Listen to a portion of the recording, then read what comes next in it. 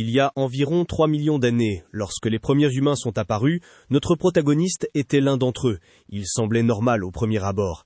Il pensait qu'il était comme tout le monde, mais il ne vieillissait pas, il ne faiblissait pas et il ne mourait pas. Alors que tous les autres vieillissaient et mouraient, lui continuait à chasser et à se battre parce que c'était tout ce qui lui procurait de la joie. Au fil du temps, son corps n'a cessé de changer, devenant plus grand, plus fort, plus résistant. Après près de 3 millions d'années de cela, il était sans égal. Les gens ont commencé à l'appeler le dieu de la terre, Mu. Il est allé encore plus loin, a vaincu tous les autres dieux et a fini par être le plus fort du royaume divin, sans plus aucun rival. Un jour, il a tapé du pied et tout le royaume divin des dieux a tremblé.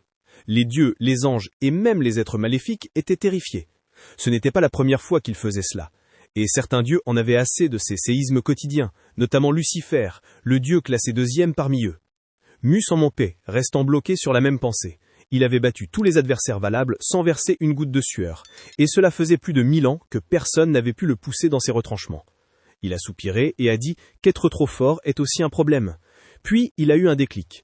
Si la force était le problème, il allait le régler en devenant plus faible.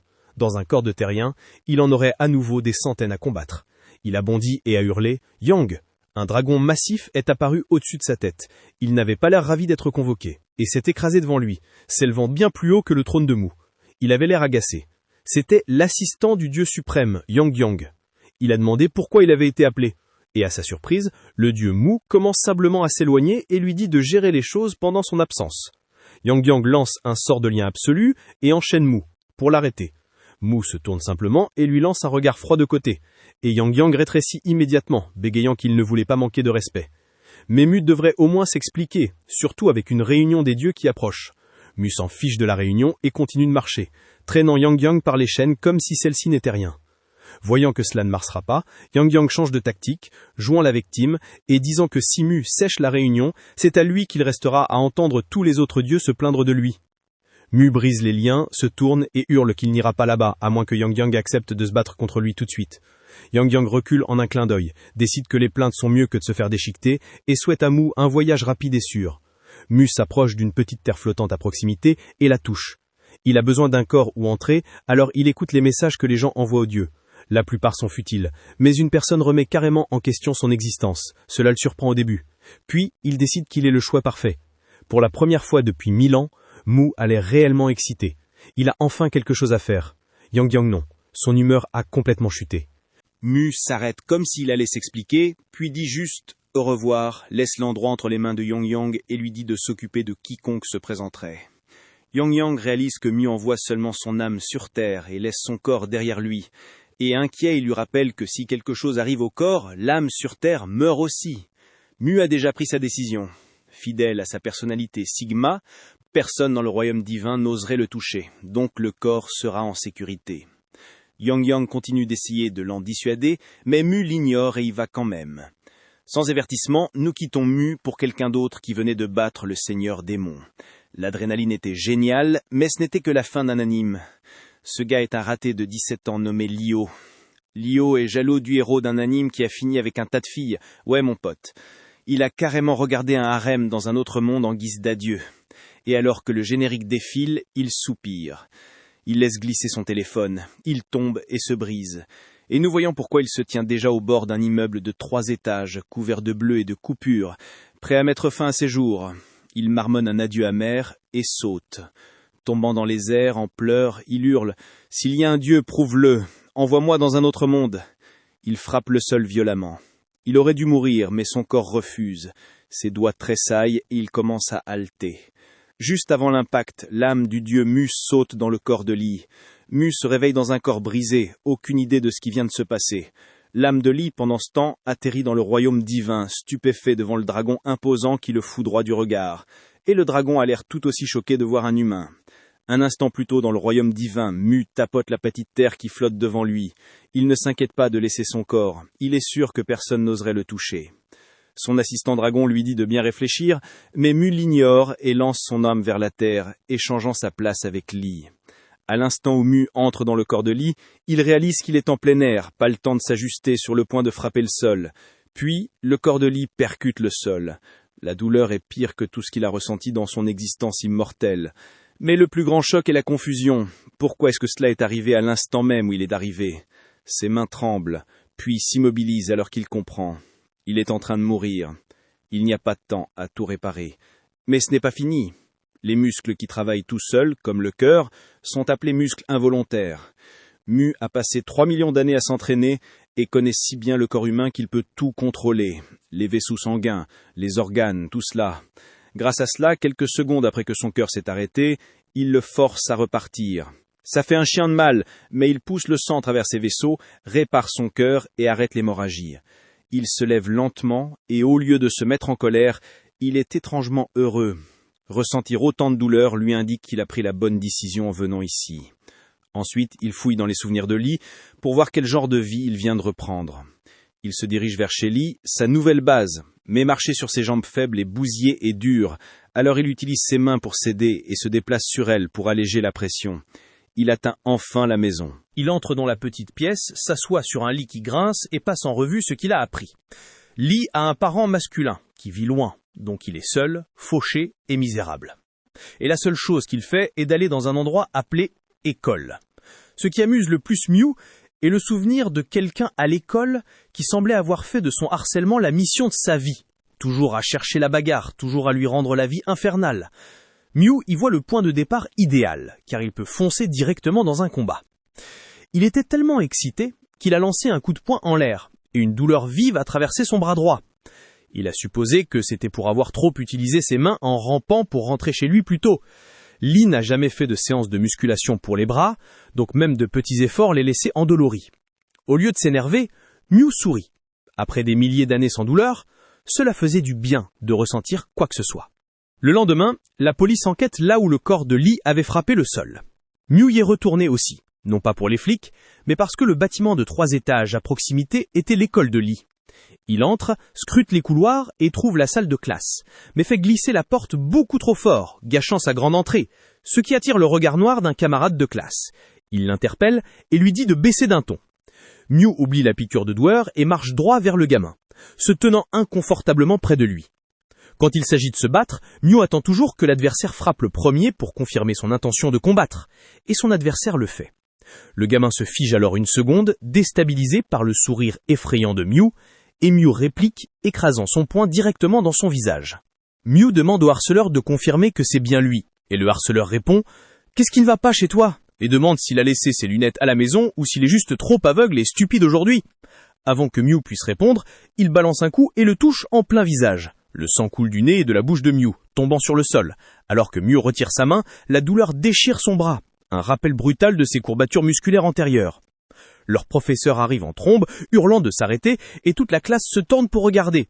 Humilié, le harceleur ignore tout le monde et charge. Mew les vanguarde et bloque ses attaques. Il pense qu'il en aurait déjà fini si son nouveau corps pouvait le suivre. Il essaie même de turper dans ses pouvoirs divins, mais rien ne se passe, et cette fraction de seconde de distraction lui vaut un autre coup de poing dans la figure. Le harceleur ne recule pas. Mew est en difficulté. Pas de force réelle, pas de coup de pied, pas de pouvoir. Alors il opte pour la seule chose en laquelle il peut avoir confiance. Il baisse la tête, l'aligne et encaisse le prochain coup de poing sur son crâne. L'impact fracture les doigts du harceleur et le gamin hurle. Mew bouge avant qu'il ne puisse récupérer. Il saisit la main du harceleur et propulse sa tête vers l'avant, percutant son estomac, peut-être même ses parties intimes, visant directement le point faible. Le harceleur se plie en deux, accablé par la douleur, et Mew n'en a pas encore fini. Il veut s'assurer que ce gars n'oubliera jamais. Mew relève la tête et la projette contre la mâchoire du harceleur. C'était fait. Le harceleur gît vaincu. Pendant ce temps, tous ses camarades de classe ont leur téléphone sorti pour filmer toute la scène. Voir l'enfant le plus faible de l'école terrasser un harceleur de 2e année n'était pas quelque chose qu'ils attendaient. Pour Mew, c'était son premier vrai combat depuis des milliers d'années. Il y avait mis tout ce qu'il avait et l'adrénaline était incroyable. Le sang remplissant sa bouche, les pulsations douloureuses, il s'en accommodait très bien. Après si longtemps, le piquant d'un vrai combat faisait réellement du bien. Maintenant que l'excitation retombe, il regarde le harceleur inconscient comme s'il n'avait pas fini, s'assoit à côté de lui et, parce que le gars l'a poussé si fort, le remercie. Puis il se penche, baisse la tête et arrache l'oreille du garçon avec les dents. Puis la recrache par terre alors que toute la classe regarde avec horreur. Mew se moque de ce que quiconque pense. Il essuie le sang de son visage et continue de fixer le corps. Cette morsure n'était pas fortuite. C'était la façon de Mu de laisser une marque sur un adversaire qu'il respectait vraiment. Les gens appelleraient plus tard ces adversaires les jouets de Mu. Seuls les plus forts qui lui offraient des combats passionnants figuraient dans cette liste. À l'époque, être un des jouets de Mu était presque comme un insigne d'honneur, un signe que vous étiez coriace. La marque de Mu n'était pas une question de honte, c'était une reconnaissance. La nouvelle s'est propagée rapidement. Un harceleur de 2e année s'est fait rétamer par l'enfant le plus faible de l'école. Ce qui a choqué tout le monde n'était pas seulement la défaite. Ils ont dit qu'il avait été pratiquement neutralisé. Son état était assez grave pour que quelqu'un appelle les services d'urgence et ils l'ont transporté à l'hôpital. Mu regarde, impressionné par la rapidité du traitement. Alors que l'ambulance s'éloigne, il fait un signe de la main, disant au revoir à son premier adversaire et dit qu'il espère qu'ils se reverront. L'un des professeurs arrive furieux derrière Mu et lui dit de venir au bureau. Dès qu'ils y arrivent, le professeur explose, demandant s'il a perdu la tête et pourquoi il a fait quelque chose d'aussi imprudent à son camarade de classe.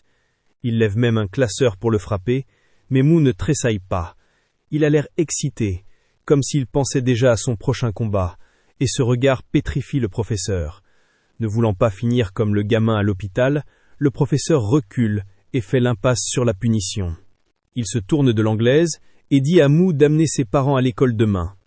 Mu s'était préparé à recevoir le coup, cependant le professeur l'a renvoyé, disant qu'il doit quitter l'école plus tôt, le rêve de tout élève, et Mu se contente d'hocher la tête et de sortir. Sur le chemin de la maison de Lee, Mu retourne la situation dans sa tête. Contrairement aux autres dieux qui savent tout de leur monde, il ne sait même pas ce que cela signifie réellement de « partir plus tôt ». Peut-être que cela signifie simplement de retourner à la base.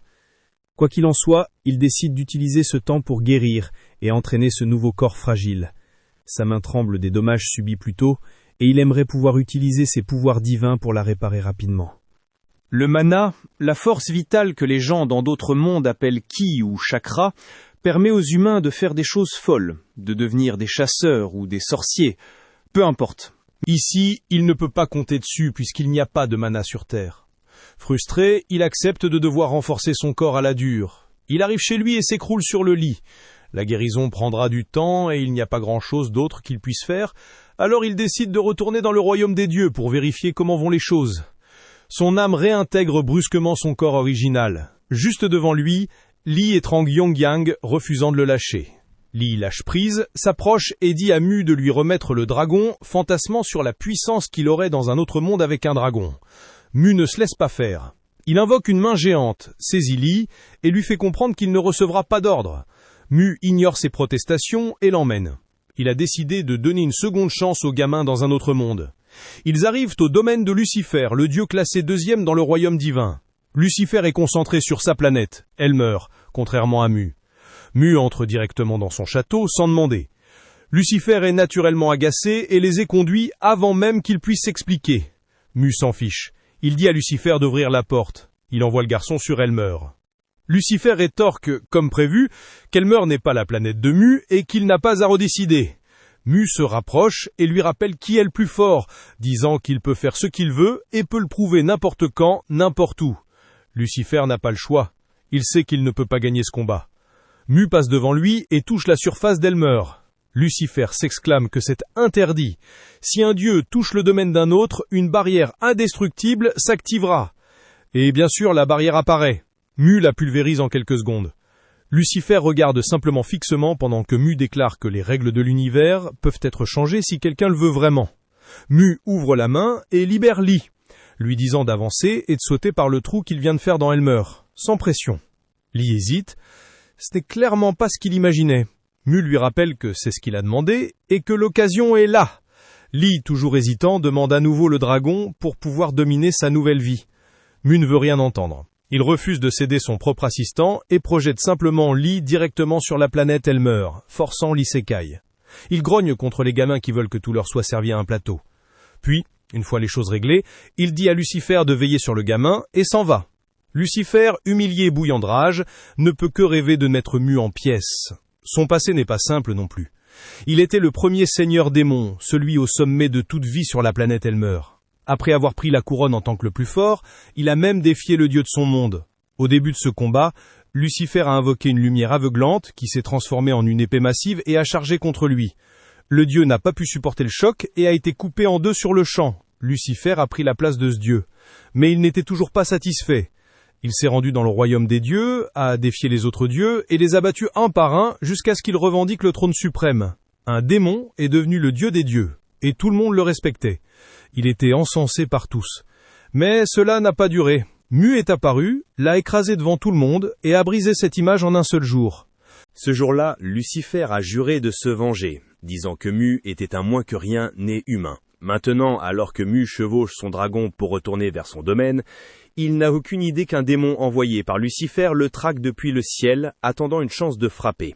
Lucifer prie pour la chute de Mu.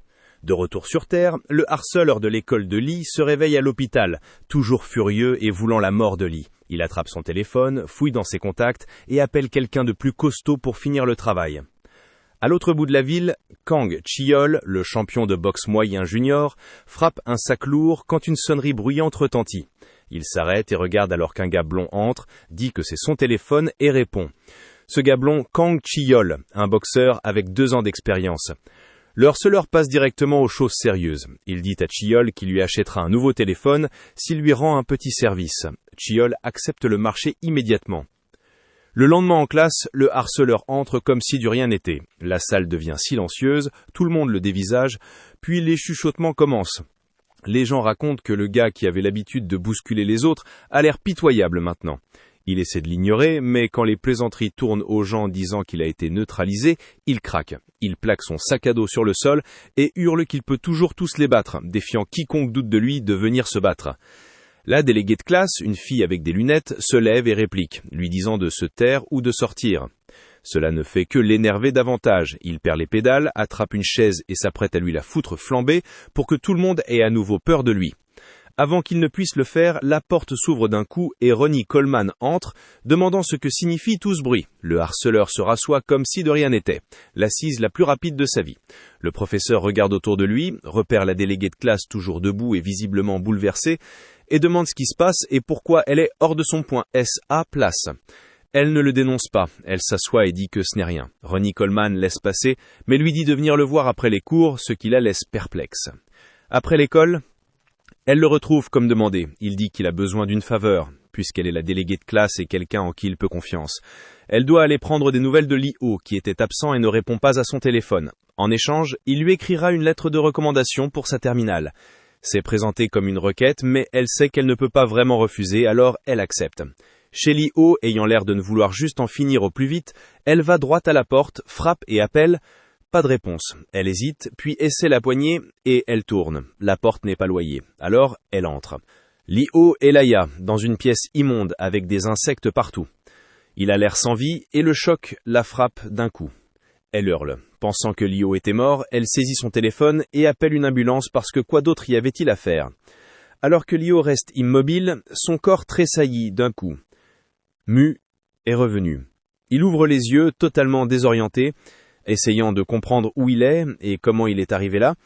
Il sent quelque chose sur sa main, regarde vers le bas et voit la perfusion lui administrant une sorte de sérum nutritif. Il étudie le tube. Il peut dire que quelque chose coule dans ses veines. Il réalise que ce sont des nutriments sans son corps les absorber et accélérer sa récupération. Ce n'est pas de la magie, mais l'effet est correct. La fille assise proximité remarque qu'il est réveillé. Son sourire effrayant lui a fait penser qu'il n'avait pas toute sa tête, mais elle demande quand même ce qui s'est passé. Avant qu'il ne puisse répondre, elle attrape son sac et dit qu'elle retourne à l'école pour tout rapporter à Ronnie Coleman comme il l'avait demandé. Mu s'est redressé et a essayé de l'arrêter. Il ne savait pas qui elle était, mais il s'est dit que c'était elle qui l'avait aidé à récupérer si vite. Il voulait des informations. Il a arraché la perfusion, a gardé son sourire effrayant habituel et a demandé si elle connaissait un endroit où il pourrait s'entraîner et devenir plus fort. Comme il est fauché, elle lui a suggéré une simple salle de sport en plein air dans un parc voisin. Mu s'y est rendu directement et s'est mis au travail. Pas d'échauffement, bien sûr. Regardant autour de lui, impressionné. Ces installations basiques lui semblent être du véritable équipement d'entraînement. Cela fait presque 4000 ans qu'il n'a pas mis les pieds sur terre. Il n'avait pas pris la peine de vérifier les progrès humains en tant que dieu de la terre, donc même ses appareils d'exercice basiques le laissent impressionner. Dans son époque, les gens s'entraînaient avec des méthodes rudes et inefficaces. En comparaison, ce matériel semble être révolutionnaire pour Mu. Bien qu'il ne sût même pas comment il fonctionnait, lorsqu'une petite pierre frappa son dos et tomba au sol. C'était le voyou couvert de bleu de tout à l'heure, et il avait ramené en renfort son cousin, Ayang, un boxeur professionnel. Mu s'est assis, n'en ayant cure, et a ramassé la pierre et a demandé qui l'avait jetée. Le gars a crié que c'était lui, et s'est vanté que son cousin allait le battre à mort pour ce qui s'était passé. Avant qu'il ne puisse finir, Mu a décoché un coup de poing rapide. Le gars a touché le sol en hurlant, son nez déjà cassé s'écrasant à nouveau. Et bien sûr, Mu ne pouvait pas être plus heureux de cela. Pendant ce temps, dans le royaume des dieux, c'était l'heure de leur réunion régulière, mais Mu ne s'est pas présenté. Son seul assistant, Yang Yang, nerveux, a commencé à délivrer le message de Mu, mais Lucifer l'a coupé, le foudroyant du regard, et demandant pourquoi un assistant osait se mêler d'une réunion de dieux et parler le premier. Paniqué, Yang Yang a expliqué qu'il n'était là que pour lire une lettre et qu'il ne voulait pas manquer de respect à personne. Puis il a continué d'une voix tremblante. Comme d'habitude, Mu voulait être prévenu si quelqu'un trouvait un adversaire digne de lui. C'était tout. Lucifer a frappé à la table. En tant que deuxième dieu le plus puissant, il en avait assez de Mu faisant tout ce qu'il voulait, manquant les réunions et ignorant tout le monde. Lucifer n'avait pas tort. La plupart des dieux étaient d'accord, mais restaient silencieux. Lucifer a dit que la réunion existait pour maintenir le monde stable et sûr. Ensuite, le dieu archer, troisième le plus puissant, a convient que si quelque chose d'inhabituel survenait, ils devraient le gérer comme ils le font toujours. Comme toujours. Lucifer frappe à nouveau à la table et hurle que Mu traite tout comme un jeu et pousse leur monde vers l'effondrement. Et les rares fois où Mu intervient, il dit que cela ne fait qu'empirer les choses. Pour le prouver, Lucifer se tourne vers le dieu Cyclope, la divinité de 9e rang, et lui demande s'il se souvient de ce que Mu a fait il y a 1000 ans lorsque la planète des Cyclopes était sur le point d'être détruite. Une créature massive du vide, aussi grande que la planète et capable de l'avaler, avait commencé à la déchirer. Puis quelque chose a foncé droit à travers elle et l'a divisée en 2 morceaux. Bien sûr, Mu, grimaçant avec le visage empourpré, heureux de se battre, a tué la chose en un instant. Lucifer utilise cela pour argumenter que les conséquences étaient de la faute de Mu, et que s'il avait travaillé avec les autres dieux au lieu de foncer seul, il n'y aurait pas eu de victimes. Lucifer dit qu'ils ne peuvent pas continuer à laisser quelqu'un d'inapte à la divinité jouer avec leur monde. De retour sur Terre, le gars battu recommence à faire du bruit, avertissant Mu que son cousin boxeur va lui le faire payer. Le cousin est intrigué. Il a vu à quelle vitesse Mu a bougé et frappé plus tôt, alors il demande si Mu fait du sport ou des arts martiaux. Mu rejette cela et dit qu'il ne fait pas de sport. Il veut juste se battre. Cela amène Ayang à le classer comme un collégien arrogant et stupide. Ayang se met en garde et dit qu'il est prêt. Il décide de commencer le premier, avançant rapidement pour voir si ce gars n'est que de la gueule, et frappe Mu au visage avec un coup d'ouverture net. Le coup porte proprement, mais quelque chose chez Mu déstabilise Ayang. En tant que boxeur, Ayang trouve étrange que Mu n'ait pas bougé du tout, alors qu'il a clairement vu le coup venir dès le début. Mu n'esquive jamais le premier coup, le prenant comme sa façon de commencer le match. Avec ses sourires troublants, Mu hurla « Le combat au corps à corps est ta spécialité ?» Ayang semble mal à l'aise. Ensuite, Mu imite la garde de Ayang et se précipite. Ayang balaie cela comme un simple mouvement d'imitateur stupide, bloque le coup et se retrouve repoussé à travers le sol. Il ne peut pas croire la puissance qu'a cette brindille maigre, tandis que Mu a l'air encore plus excité. Juste avant l'impact, Mu a contracté son bras aussi fort qu'il pouvait. Son bras a l'impression de se déchirer, mais il s'en fiche. La douleur ne fait que rendre le combat meilleur pour lui. Il ne pouvait pas ressentir ce genre de choses avec les créatures qu'il combattait sous sa forme divine. Il retire sa ceinture et l'enroule autour de son poing pour protéger sa main, puisque ce corps guérit lentement. Le gamin sur la touche crie de l'injustice. Ni Mu ni Ayang ne se soucient de son opinion.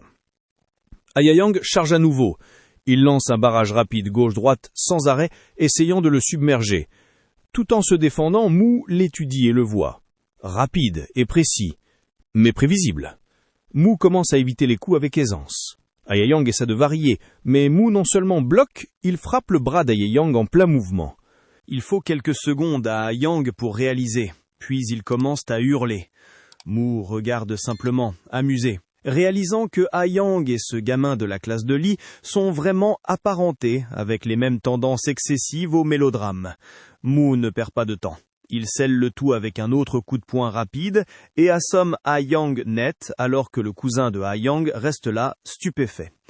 Le visage de Mu s'illumine comme s'il mourait d'envie d'un deuxième round, et il dit qu'il est temps de payer pour tous les ennuis puisque ce n'est pas la première fois qu'ils s'en prennent à lui. Le voyou qui jouait les durs plus tôt sait que c'est fini maintenant que Yang est à terre. Mu marche vers le voyou pour l'achever.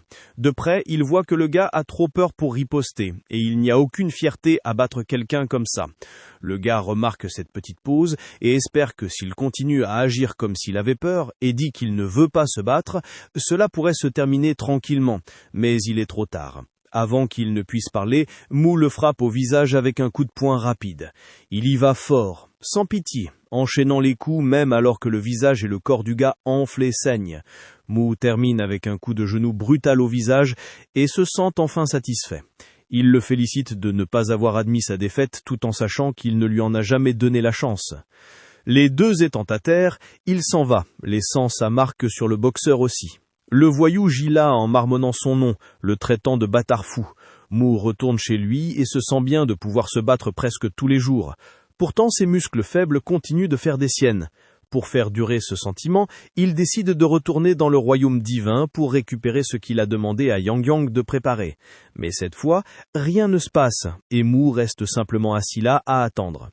Il y a quelques jours plus tôt, au domaine de Lucifer. Ce même jour, Mu continuait d'ignorer Lucifer, comme nous le savons déjà, allant et venant comme s'il était le maître des lieux, ne réalisant pas qu'il poussait Lucifer à ses limites. Sur le chemin du retour vers son domaine, Yang a demandé comment était la Terre. Mu a dit qu'il adorait ça, mais que son nouveau corps était faible, puis a dit à son assistant de trouver un orbe magique de récupération pour que son corps sur Terre puisse guérir plus vite. Il y avait juste un petit problème. Les objets magiques sont courants sur Elmer et quelques autres mondes sous Lucifer, car il y a beaucoup de mana là-bas. Sur Terre, on les obtient que par bénédiction divine ou caprice, donc ils sont incroyablement rares. Seules quelques personnes dans l'histoire en ont utilisé, et les humains traitaient ces personnes comme des dieux.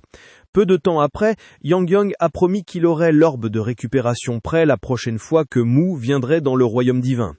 Quand ils ont atterri, l'assistant a rappelé à Mu la réunion des dieux à venir, et Mu a fouillé nonchalamment dans sa poche et a dit qu'il avait préparé quelque chose à cause de toutes les complaintes. C'était juste une petite lettre. Bien sûr, nous savons déjà ce qui est écrit dedans.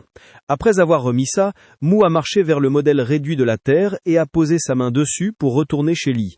L'un des deux n'avait remarqué le petit démon qui observait d'en haut, rapportant chaque mouvement au plus grand ennemi de Mu. De retour au présent, Lucifer assemble les pièces du puzzle.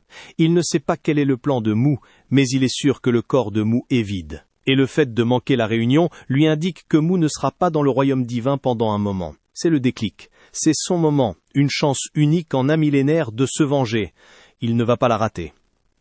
Sans avertissement, Lucifer lance taxidermie de vie. Pas de discours de méchant pour éliminer le seul obstacle entre lui et Mu. Des éclairs violets en forme de lance se forment au-dessus de Yang, mais il réagit vite. Il saute en arrière et esquive chaque frappe en un clin d'œil. Son regard devenant soudain sérieux. Prêt à se battre, Yang s'avance et exige des réponses. Qu'est-ce que c'est censé être? Lucifer, es-tu vraiment en train de déclarer la guerre à Mu, le dieu de la Terre?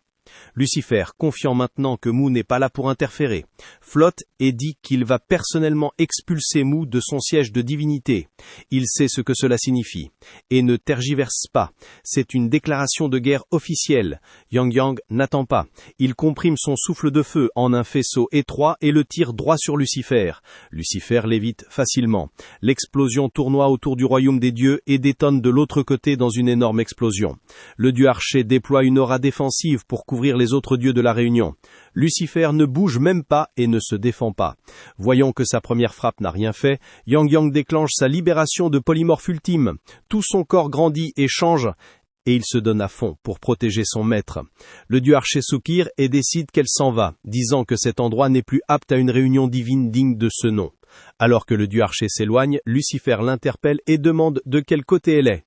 Le dieu archer continue son chemin et dit qu'elle est neutre, ni pour ni contre. Lucifer dit qu'il est d'accord pour que le dieu archer reste neutre tant qu'elle n'intervient pas. Puis il se tourne vers le reste des dieux et demande si quelqu'un s'oppose à l'expulsion de Mu. Aucun d'eux ne dit un mot. Yang Yang est toujours en vie et avertit Lucifer qu'il n'est pas de taille face au dieu Mu. Lucifer sourit simplement et dit qu'il sait que Mu n'est pas ici. Il vit dans un corps humain faible sur Terre. Cela stupéfie Yang Yang. Il pensait être le seul à savoir, et cela explique soudain pourquoi Lucifer a choisi de se rebeller. N'ayant plus rien à perdre, Yang Yang tente une dernière attaque surprise, faisant claquer sa queue autour de Lucifer, mais Lucifer s'écarte et tranche la queue en morceaux. Il ne l'achève pas. Garder l'assistant de Mu en vie signifie qu'il peut l'utiliser pour trouver Mu sur Terre dans ce corps humain et lui faire payer pour toutes les humiliations. Lucifer rit tandis que Yang Yang crache du banc et tremble.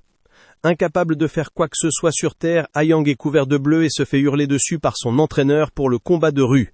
Il est forcé de prendre une longue pause de récupération juste avant ses grands matchs, puis est enfin congédié.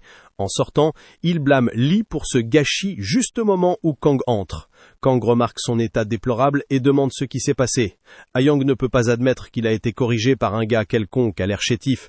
Et puisque Kang est l'un des meilleurs boxeurs du pays, il décide de sortir ses meilleurs talents d'acteur et commence à mentir, disant qu'il est intervenu pour aider son frère qui se faisait harceler et que les harceleurs se sont ligués contre lui et l'ont battu.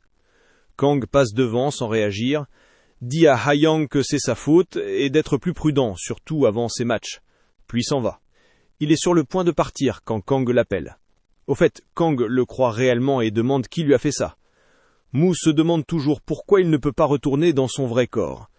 La seule raison serait que son corps soit gravement endommagé, mais cela ne lui semble pas juste. Il a Yang qui le garde, et pourtant son corps ne devrait pas être facile à blesser. Puis ça le frappe. Et si tous les dieux s'étaient unis pour attaquer? Il bondit sur ses pieds. Si c'est vrai, il doit bouger maintenant. Mais il n'a aucune idée de quoi faire, ce qui le rend juste plus colérique, furieux à l'idée que ces dieux profitent de la situation alors qu'ils ne l'affronteraient jamais en un contre un, et ses oreillers subissent toute sa rage. Dans sa tête, il jure que s'il en a l'occasion, il en fera un ragoût. Il se force ensuite à se calmer. Il se rappelle, Yang n'est pas quelqu'un qui tombe facilement, même contre un groupe. S'il ne peut rien faire pour son corps originel pour l'instant, il va se concentrer sur celui-ci. Il retourne à l'entraînement. Il travaille ses abdos pour la première fois. Ils ont l'impression d'être en feu, et d'une certaine manière, il apprécie cela encore plus. Les gens autour de lui le fixent, persuadés qu'il a perdu la tête. Au milieu de sa séance, soudainement quelqu'un appelle son nom. Il lâche prise et frappe le sol durement. C'est la déléguée de classe et elle est agacée parce qu'il n'est pas venu à l'école depuis des jours. Il se déplace vers un banc tranquille. Mu hausse les épaules et dit « Pourquoi irais-je à l'école? Je ne peux pas m'entraîner là-bas. » Elle demande pourquoi il s'entraîne sans arrêt. Il dit que c'est simple, pour devenir plus fort. Elle demande pourquoi il veut être plus fort. Et il sourit pour pouvoir mieux se battre et affronter des adversaires plus imposants. À partir de là, il se met à déblatérer pendant des heures sur le combat et l'entraînement. Et elle reste juste assise à écouter, pensant qu'il doit être fou. Puis elle change d'approche. Quel est l'intérêt de s'entraîner si dur s'il n'y a personne à combattre? Viens juste à l'école, rencontre des gens, déclenche un conflit, tu auras plein d'adversaires. Elle s'en va. Mu doit admettre qu'elle a raison. Après ce qu'il a fait à ses voyous, ils ne l'approcheront plus. Pour la première fois, il envisage réellement d'aller à l'école. Juste à ce moment-là, un gars masqué apparaît derrière lui et l'appelle par son nom. Mu ne répond pas. Il sait exactement ce que c'est. Il a l'air soulagé enfin et tourne la tête, se préparant déjà pour le premier coup. La Terre est le meilleur endroit, dit-il. À l'époque où Kang avait 15 ans et devenait bon en boxe, sa sœur était ballerine. Kang la soutenait de toutes les manières possibles.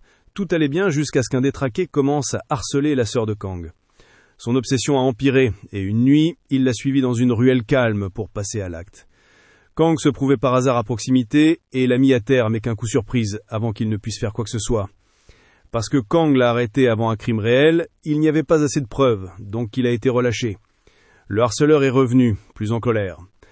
Kang s'est montré à nouveau et l'a arrêté. Mais cette fois, il était trop tard pour tout empêcher. La jambe de sa sœur a été gravement blessée et sa carrière de ballerine était terminée. Kang a blâmé la loi pour avoir échoué et a décidé qu'il ne pouvait plus lui faire confiance. Il a commencé à travailler comme justicier chaque nuit. Chaque fois qu'il voyait un gang louche ou quelqu'un ayant le potentiel de commettre des crimes, il intervenait. Il ne voyait pas cela comme de la violence gratuite. Pour lui, c'était la justice. De retour au présent, Mu a encaissé le coup préventif de Kang sans résister, mais il pouvait dire qu'il était léger. De toute façon, Mu s'en moquait, il avait son signal pour commencer le combat. Kang veut interroger Mu, mais celui-ci n'est pas intéressé par les explications. Il balaie les questions de Kang et lui dit d'arrêter de parler et d'y aller, ce qui ne fait qu'énerver Kang davantage. Mu garde sa garde haute, comme un pro. Kang lance coup de poing sur coup de poing, mais Mu les esquive tous. Kang essaie une astuce de boxeur, lançant un léger direct du droit pour bloquer la vision de Mu et prévoyant de l'exploser avec une lourde suite. Mais Mu le lit et bloque cela aussi. C'est à ce moment-là que Kang réalise qu'il ne s'agit pas d'un simple beau parleur. Mu sait réellement comment se battre. Il commence à s'attaquer au point faible de Mu, puis trouve une ouverture et enfonce un coup dans le flanc de Mu. Kang recule pour parler, disant qu'il cible les blessures exprès, parce qu'il n'y a pas de pitié dans le jugement. Mu rit à travers la douleur. Cela rend Kang encore plus furieux. Mu sait que Kang est d'un autre niveau, et dans le corps de Lee, il ne peut pas gagner. Mais il n'abandonnera pas. Il ne peut pas rater cette opportunité de se battre. Il se souvient d'une de ces rares fois où il a failli être dominé. Même alors, il ne l'a pas regretté. Il voulait la victoire, alors il s'est forcé à se calmer, à couper ses émotions et à étudier chaque mouvement. À l'époque, Mu avait porté quelques coups nets sur ce monstre gigant, mais il n'avait presque rien fait. Il savait qu'il n'était pas de taille, gardait son sang-froid et cherchait des ouvertures malgré tout. Cela l'a maintenu en vie. Il a perdu et s'en est sorti de justesse, mais il a en quelque sorte apprécié la décharge d'adrénaline en frôlant le danger. Première étape, il a essayé de rendre son visage inexpressif.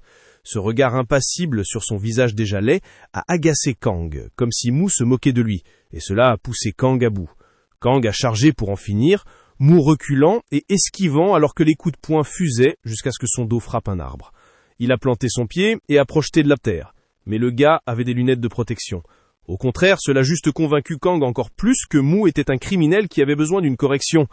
Mu, avec son visage à l'air idiot, esquive chaque coup de poing. Kang essaie d'apparaître derrière lui pour une attaque aveugle, effleure le menton de Mu, mais Mu s'en fiche. Son plan fonctionne et Kang n'est plus aussi concentré qu'avant. Mu a remarqué la grande différence entre les combats dans le monde précédent et ses combats actuels. Kang était beaucoup plus agressif, pas défensif comme les gens autrefois. Mu s'est dit que le sol était la clé. À l'époque, les gens devaient être prudents à cause du sol irrégulier. Mais avec l'évolution des chaussures, les gens sont devenus plus agressifs. C'est pourquoi il avait jeté la terre, non pas pour atteindre le visage de Kang, mais pour disperser de la poussière et des petites pierres partout, perturbant les appuis de Kang. Il veut que Kang bouge imprudemment et marche sur la terre et les petites pierres qu'il a dispersées auparavant. Mu obtient ce qu'il veut. Kang marche sur une petite pierre, perd sa concentration et se découvre. Mu surgit, visant un point vital, mais en plein air, il réalise que son bras ne répondra pas après tous les blocages qu'il a encaissés. Il change et donne un coup de coude à la place, portant un coup lourd. Mu ne peut pas s'en empêcher et commence à se moquer de lui, riant de la façon dont Kang a raté son coup. Mais alors qu'il est occupé à le provoquer, Kang balance son arme et broie la jambe de Mu, le faisant tomber à genoux. Kang décide qu'il rendra Mu incapable de rire à nouveau. Juste avant le coup, Mu sait qu'il a perdu. Il ferme les yeux et se prépare, se demandant si après presque 4000 ans, il est vraiment sur le point de goûter à nouveau à l'échec. Juste à ce moment-là, quelque chose arrive en volant et frappe Kang au visage. Kang cherche du regard l'assaillant, puis entend une voix appeler maître et se rapprocher. Il ne peut pas risquer d'être vu. Il enfile son sweatshirt, remonte la capuche et détale avant que quiconque n'apparaisse. Alors qu'il disparaît, une petite créature ressemblant à un lézard sort et appelle. Mu regarde et la voit. Ce petit monstre l'appelle. Il le reconnaît. Lucifer a pris le corps divin de Mu et l'a scellé à l'intérieur d'une barrière incassable pour que l'âme de Mu ne puisse pas revenir. Cependant, il y avait un petit problème. Il ne pouvait pas simplement marcher sur Terre pour terminer le travail. Le seul moyen était d'amener Yang Yang à révéler comment atteindre la planète de Mu. Il a promis que s'il l'aidait à atteindre la Terre et éliminer Mu, il ferait du dragon le nouveau dieu de la Terre. Yang Yang murmure juste si doucement que Lucifer ne peut pas l'entendre. Agacé, il lui dit de parler plus fort. Yang Yang parle, enfin, pointe la barrière entourant le corps de Mu et demande si elle peut aussi arrêter les attaques. Pensant qu'il veut sauver Mu, Lucifer se vante que rien ne peut passer, la qualifie d'invincible et lui dit d'abandonner et de le rejoindre. Puis, l'endroit commence à devenir plus lumineux. Lucifer se tourne et voit le corps de Yang Yang briller d'énergie. Yang Yang hurle qu'il va s'auto-détruire. Avant que Lucifer ne puisse réagir, le château explose. La déflagration est si énorme qu'elle brûle un côté entier du royaume des dieux. Yang Yang a utilisé toute sa force pour ce seul coup, et rétrécit pour reprendre sa forme la plus faible. Puis, il s'enfuit, sachant que le seul endroit sûr restant est de retourner auprès de son maître sur terre. Mais Lucifer ne le laisse pas partir. Il surgit de la poussière. Furieux, il se lance à sa poursuite. Avant que Yang Yang ne puisse s'échapper, Lucifer invoqua une lance magique et la projeta de toute sa force. La lance manqua de peu, et Yang Yang sauta sur la terre miniature, surgissant dans le ciel terrestre. Il s'avère que le destin l'a fait tomber pile sur le visage de Kang. C'est tout ce qu'il se souvenait.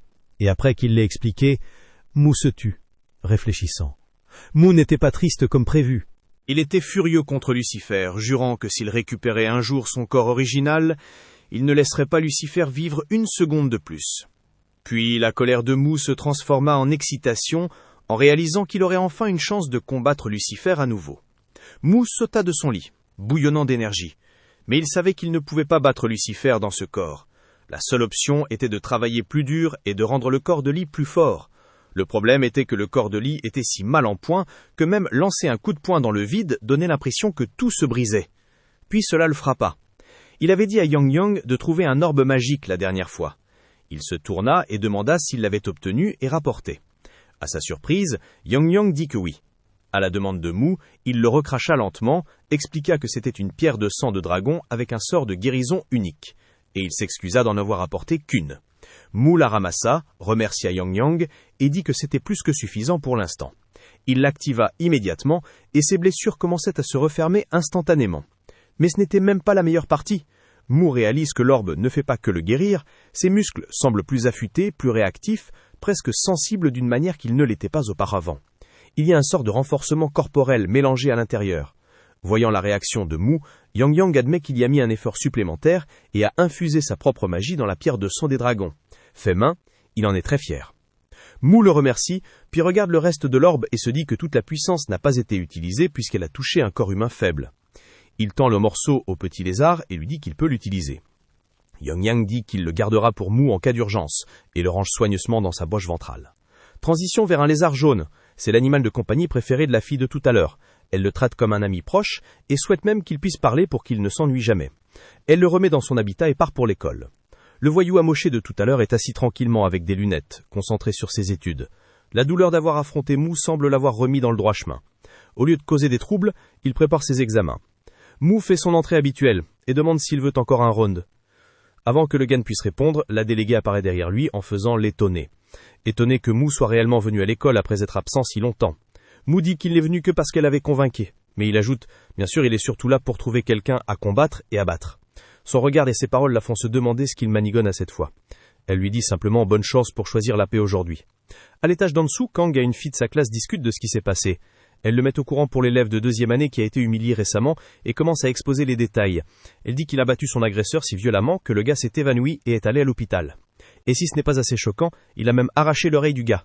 Après cela, les gens ont commencé à l'appeler « neutralisation ». Kang écoute, intéressé. L'école se termine, alors qu'ils se rendent se chahuter chez eux, tandis qu'elle continue de livrer les détails, l'état de la victime, l'oreille arrachée et comment le comportement de Mu ce jour-là semblait étrange, Kang finit par faire le lien. Le binoclard dont elle parle, elle lit.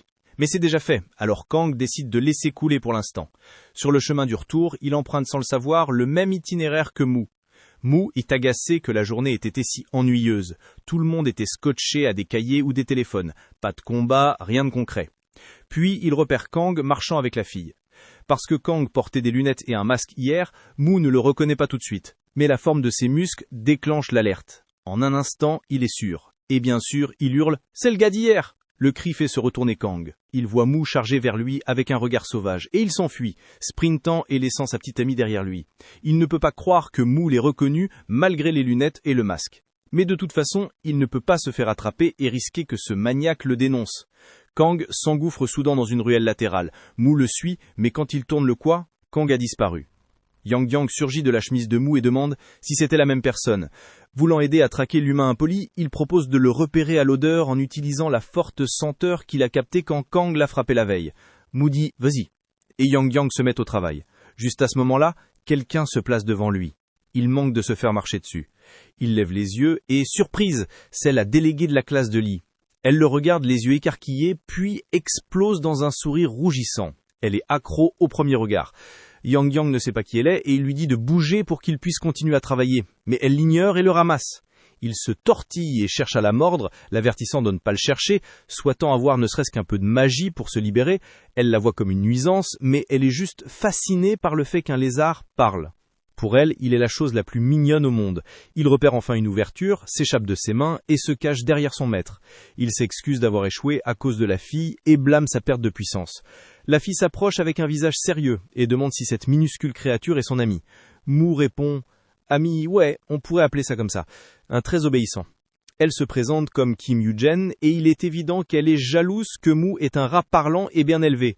Mu peut le dire sur son visage, même s'il ne sait pas trop pourquoi elle est si stupéfaite et envieuse. Il lui propose Yang Yang, et dit que, si elle veut, il lui prêtera le petit gars un moment en échange d'informations. Elle s'illumine à l'offre. Échanger un peu d'infos, c'est rien. Mu n'attend pas de réponse. Il attrape Yang Yang par le cou et le remet à elle en disant « Prends-le, garde-le aussi longtemps que tu veux, mais tu dois m'aider à trouver quelqu'un. » Oublie pas le like et l'abonnement pour donner de la force à Aniki no Recap. Clique aussi sur la cloche pour être là aux prochaines sorties. Merci du soutien et à très vite.